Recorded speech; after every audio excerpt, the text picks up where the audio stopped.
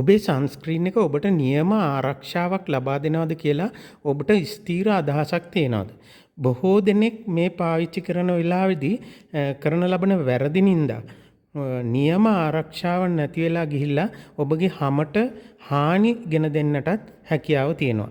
ඉතින් අද දවසේ ඕගොල්ලෝ වෙත මම ගෙන එන්න බලාපොරොත්තු වෙන්නේ කොහොමද මේ සන්ස්ක්‍රීන් එකක් පාවිච්චි කරනකොට නිවැරදිව අපි ඒ සන්ස්ක්‍රීන් එක ආලේප කරන්නේ කියලා.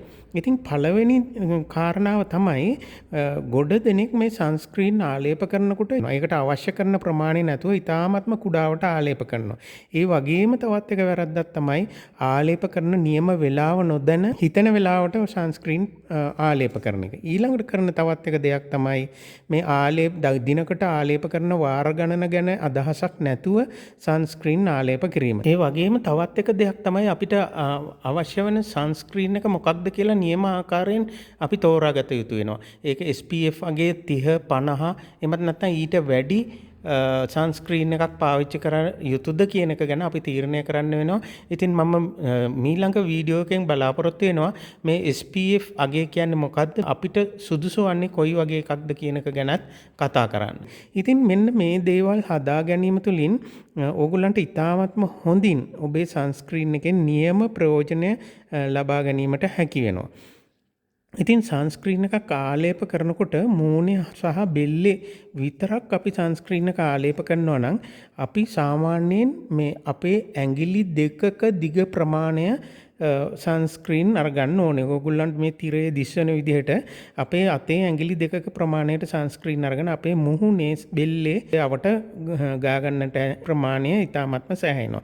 ඉතින් ඕගොල්ලෝ මුළු ශරීරේ පුරාම ආලේප කරනවා නම් අවම වශයෙන් මිලිලීටර් 30කවත් පමණ ප්‍රමාණයක් සන්ස්ක්‍රීන් අවශ්‍ය වෙනවා. ඉතින් මේ අපි කොයි වෙලාවෙද මේ සන්ස්ක්‍රීන් පාවිච්චි කරන්නේ?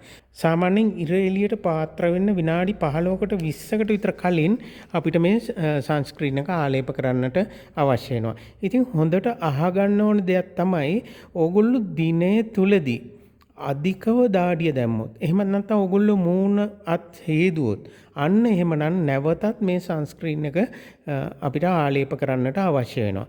ඉතින් ඕගොල්ලන්ට ඉතාමත්ම පැහැපත් මූණක් ලබා ගැනීමට අවශ්‍ය නම්, හිරු එළියෙන් සිදුවන හානි අවම කරගන්න අවශ්‍ය වෙනවා නම් මේක පාවිච්චි කරන අවස්ථාවේදී නිවැරදි ප්‍රමාණය, නිවැරදි ආලේපනය කරන වේලාව සහ නැවත ආලේපනය කිරීමට අවශ්‍ය වේලාවල් යන කාරණා ඉතාමත්ම හොඳින් දැනගෙන කටයුතු කරන්නට අවශ්‍ය වෙනවා.